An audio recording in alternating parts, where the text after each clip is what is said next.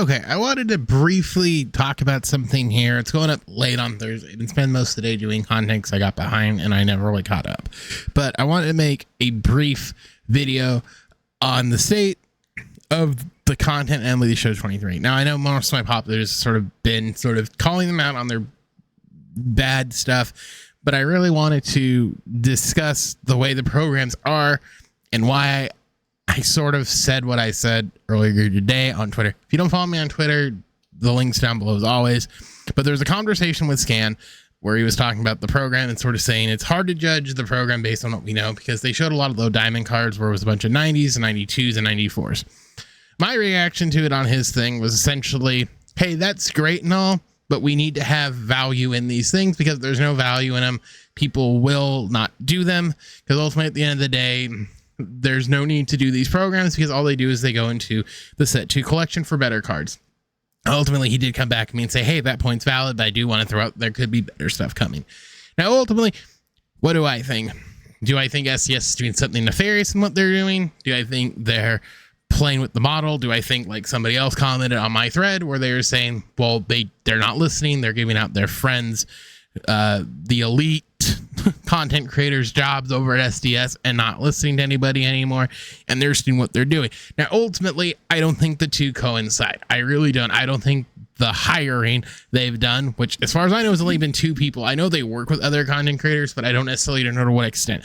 Like I said, the biggest thing going right now is that somebody out there, the biggest streamer of MLB the Show, as far as I know, has been against them basically from day one in this gaming cycle. Now, ultimately, is this going to change anything? Probably not.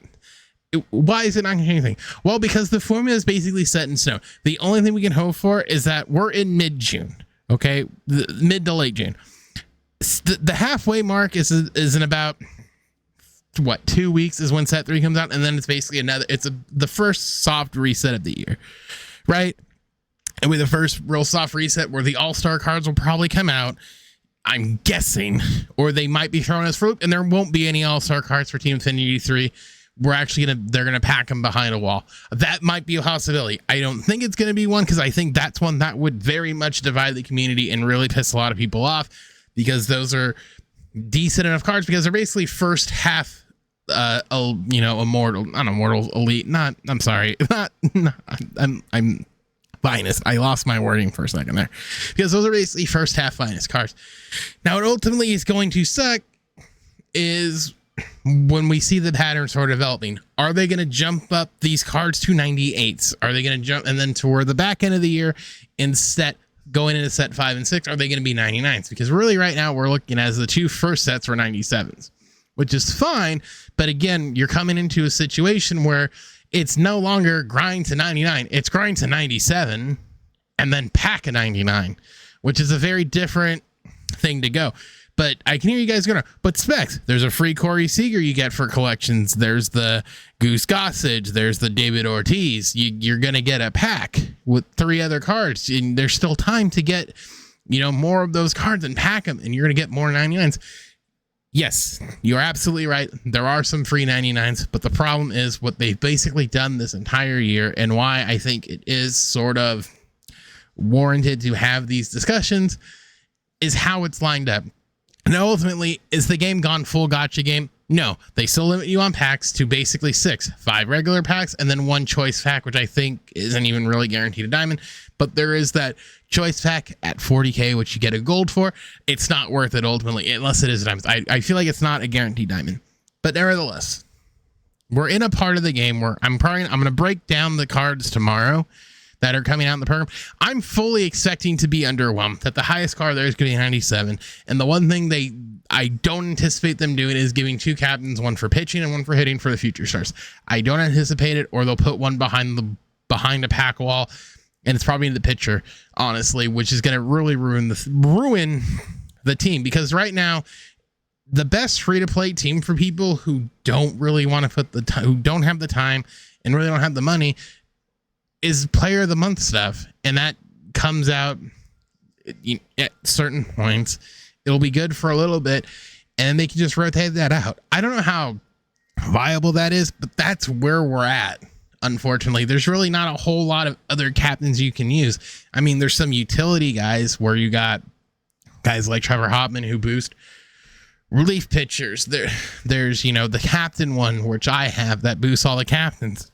But ultimately, when you're left with a half-baked product in these things and teams aren't usable, it really does feel like we're entering a part of the game or a phase of the games where it's no longer grind to 99, as they've been saying for the last few years. It really does feel like it's switching to a gotcha game where they want you to open the packs, specialty packs, all that stuff to get the best cards in the game. Is that a good thing? No, it's absolutely not a good thing. It's the way games die because the formula has been changed.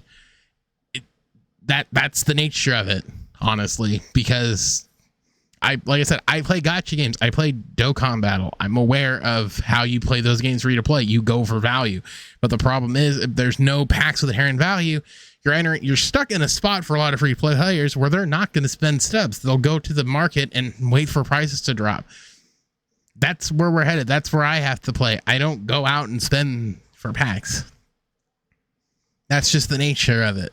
So tomorrow, what I'm willing to bet is going to happen is we're going to see the Father's Day program sort of was. All those cards, grinding PXC missions. You might get the pack in Conquest if there is one, and then in the program. So you have 2 chances to pull one of the 2 diamonds. If you're very lucky, you get both. You get one of each, but that's probably not going to happen. That's what I'm anticipating for tomorrow. I hope I am wrong, that there is something good at the back end of the program, but I expect there not to be. I expect there to be a 97 somebody. I don't know who, but that's what we're headed for. Is I assume it's going to be a 97 top prospect. The team's going to be unusable, and we're going to be left scratching our heads again. People complaining on Twitter again, in the Reddit again, and it's just going to be that. It's going to be a rinse, wash, and repeat thing until these things change. I have to continue to make these videos that I really don't want to make. Okay, I should say I don't want to make them, but I don't want to be just hammering SDS for the decisions. They do make good decisions. Some of the event stuff every once in a while is good with those packs they put in there at the back end. I mean, if you want to grind to 30, hey, by all means do it and all that. But at the end of the day, if you're not doing one of 2 things, giving value for packs in some fashion, whatever it is, I think that limit is 50K, whatever it is, a value pack that gives the free-to-play player some reason to spend their stubs or some way to grind it. The cards don't have to be elite. They all don't have to be free 99s for everyone. They have to be viable or have some way for them to have viability, or all they're going to do is sit in somebody's binder and they're just going to be like, well, this card sucks, and they have no reason to do it. They'll PXP them just for the missions, stick them in a binder, lock them in for a bigger collection, and never look at them again. Because the one thing we've had this year, and it's very unfortunate, is we've had a lot of 94s in the first 2 and 97s in terms of diamonds, and we're seeing that trend again. But now it looks like we've extended the line a little bit further back to where the lowest cards now are 92s and the highest ones are going to be 97s, instead of it really should be probably 94, 97 with some sort of way to boost them. Because let me tell you, if you made it this far, put captain in the comments, so I know you saw this all the way through. But captain cards so far have been incredibly underwhelming, and I don't see that changing anytime soon. Again, the only captain cards that I think are worth anything are either the ones in the packs or the ones you get for player of the month, and that's incredibly unfortunate. So if you made it this far, leave a like, dislike it, leave a comment. Like I said, say captain down below. I know you made it to the end of the video. I really don't know. Let me know what you think it is. Do you think STS really just doesn't care and we're headed down a completely Madden-like direction?